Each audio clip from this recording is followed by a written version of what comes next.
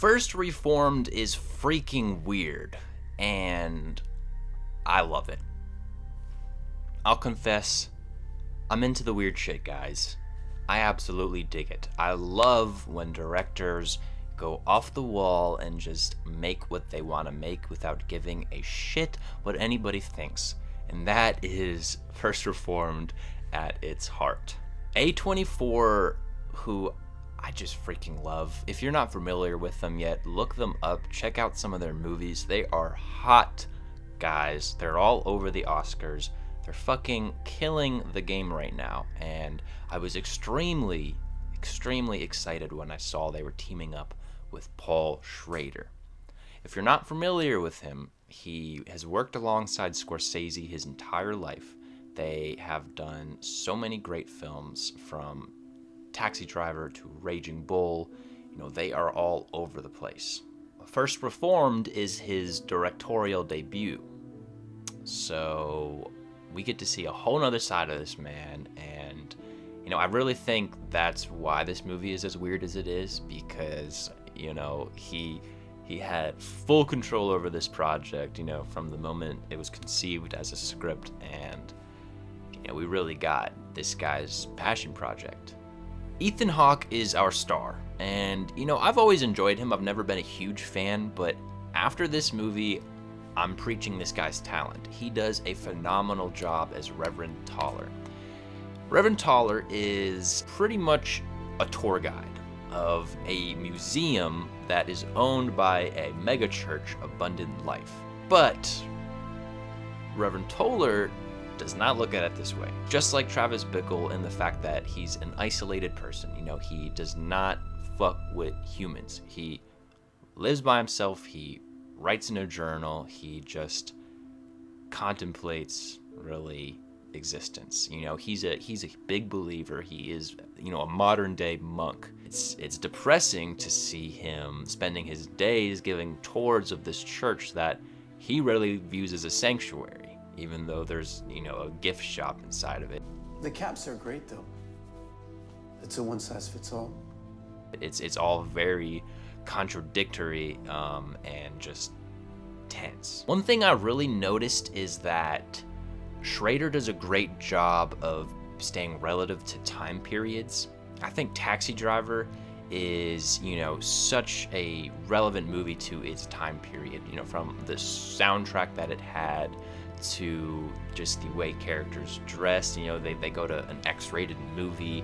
You know, it's very much that period. And First Reformed is, again, very relevant to where we are today, except in his situation, he's driving a beat-up Altima using a flip phone and battling cancer.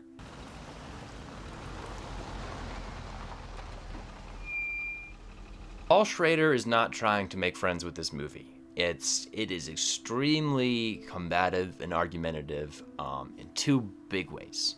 And I'm gonna dig deep into this. Just be aware, Schrader's exposing some hoes. One, very relative to his character, the whole concept of megachurches and church's business, which I'm very familiar with personally because I grew up in a church. My dad was a pastor at a megachurch. You know, I understand that world. And it's so contradictory and contrasting to who Reverend Toller is as a character, because he has real faith and he's not concerned about his finances. You know, he really is on a chase for God. I think that is, you know, one of the tensest pieces of the movie that drew me, and personally, you know, it's something that I very much relate to, just his dread that develops for this big organization that is Abundant Life. I can definitely see that Schrader spent some time in this world as well, and that he can relate to me, because there are so many details in this film that are true to life. And the funniest one is the fucking youth pastor who's wearing a V-neck, has tats, and looks like fucking Justin Bieber. I mean, that's every youth pastor to the fucking T. Thank you, Jason. That is very inspiring. The architecture of the church, you know, I felt like I've been in Abundant Life before. It was all so real. And so again, it's just contrasting to Toller. They even have fucking Cedric the Entertainer play the lead pastor of Abundant Life. Coincidence, but not, because I really think Paul Schrader, you know, did that on purpose. At the end of the day, these lead pastors of $1 million churches are entertainers. I mean, they're there to put a show on, you know, to be, after the fucking paid worship team gets off, this millionaire pastor gets up there and makes everyone laugh and then gets them to read a couple of scriptures. That's what a mega church is, and that's why, you know, he has a fucking entertainer play the lead pastor, and I loved that choice. So Toller gets involved with this guy who's bankrolling the church, and this guy, again, is very relative to people I've met in my life who are millionaires tithing hundreds of thousands of dollars to the church, and because of that, they're very holy men.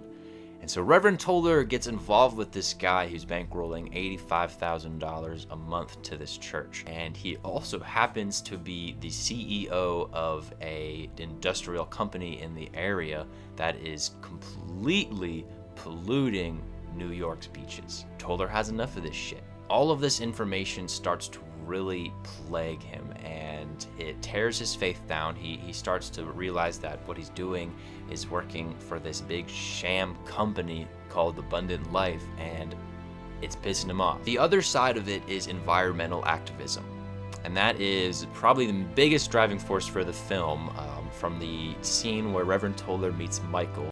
Hey, how old are you, Reverend?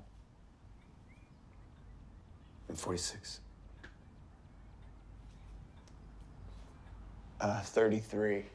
There are two characters that are really important to Reverend Toller, and that is Mary and Michael. Mary's played by Amanda Seyfried, who does a great job. She's absolutely beautiful. And then Michael is played by Philip Entinger, who's a guy I've never really seen, but he does such a good job of getting you to care about the environment. And he is this activist who is in an insane asylum. He just got out because his wife's pregnant and he wants to have an abortion.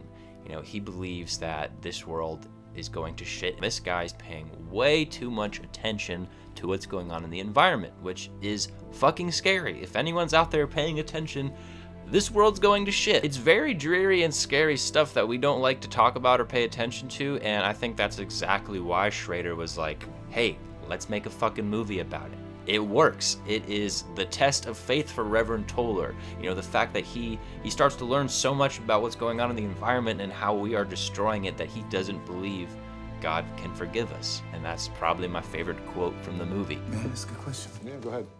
Will God forgive us? Will God forgive us for what we're doing to his creation? So Toller's battling with his faith. You know, he's going through some stuff. He's battling an alcohol addiction. He finds out he has cancer. All this is going on, and he's still conversing with Mary, who, again, was the wife of Michael, the activist, who, in the film, shoots himself and leaves her alone. So her and Toller end up having this relationship that sort of leads to the weirdest fucking scene in any movie I've ever seen. And if you've seen the movie, you know exactly what I'm talking about. But pretty much, Reverend Toller and Mary go on a magical mystery tour. They have a breathing experiment, and they lay on each other with their arms out, their bodies, you know, completely touching, fully clothed, of course. Their nose is barely touching, right? You know, locked in eye contact, and they just breathe, you know, no music. It's just a breathing experiment, and it's sort of a beautiful little idea. And then out of nowhere they start levitating, and then they fly off into creation.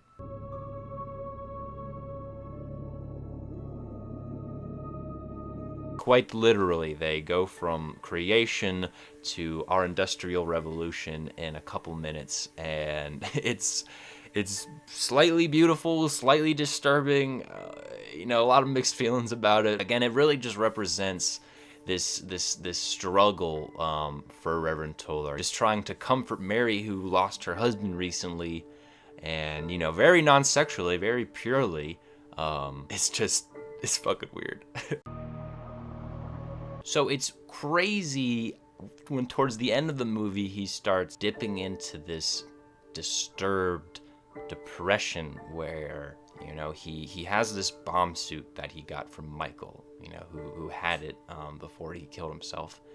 And he starts watching, you know, suicide bombings on the internet. He's constantly studying, you know, all these things going on in the environment, and you can tell it's plaguing his mind. It's testing his faith. It's this real beautiful poetic battle for his soul, and ultimately he thinks it's best that he puts an end to the leaders of this church. There's going to be a sort of anniversary celebration for First Reformed, which is the museum church. So, you know, his lead pastor, this guy who is the CEO of this mega, you know, industrial corporation is going to be there. The mayor's going to be there, and he puts it in his mind that he is going to blow up this church.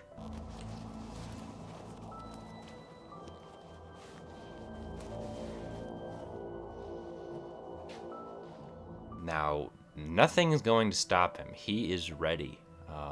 Right before Mary walks into this church, and it disturbs the shit out of Reverend Toller. He can't go through with this now, you know, because this girl that he cares for is in there, and he can't hurt her. You know, she's pregnant, she has a child, new life, you know, which is something that he holds dear as a person, as a believer. And so he loses it. He starts ripping off, you know, this bomb suit. He takes this barbed wire that he had threw in the trash earlier that day that he had found, just flew into the yard, you know, some pollution, this fucking rusty barbed wire. He takes it and he wraps it around himself, you know, symbolizing, of course, Jesus on the cross, covered in this barbed wire. And he puts a robe on, and you don't know what the fuck's about to happen. And he grabs this Drano, pours it in a glass, and he's about to drink it, and he's about to end it right there, you know. And it's such a fucking, you know, relation to Jesus. Mary is the reason all these guys, you know, these mega church people are going to be alive, you know. And he's like, fuck it, I'm gonna take the pain myself. I'm inflicting this pain on myself because he just can't live in this world anymore that we have destroyed. He's so, you know, he's so just bewildered by the idea we've destroyed God's planet, and he thinks that, you know, nothing can solve this besides death of humans, and so he's going to kill himself. And that's right before Mary walks in. The most beautiful shot of this movie occurs, and it's this tracking shot where it follows them together. They embrace and they just start making out.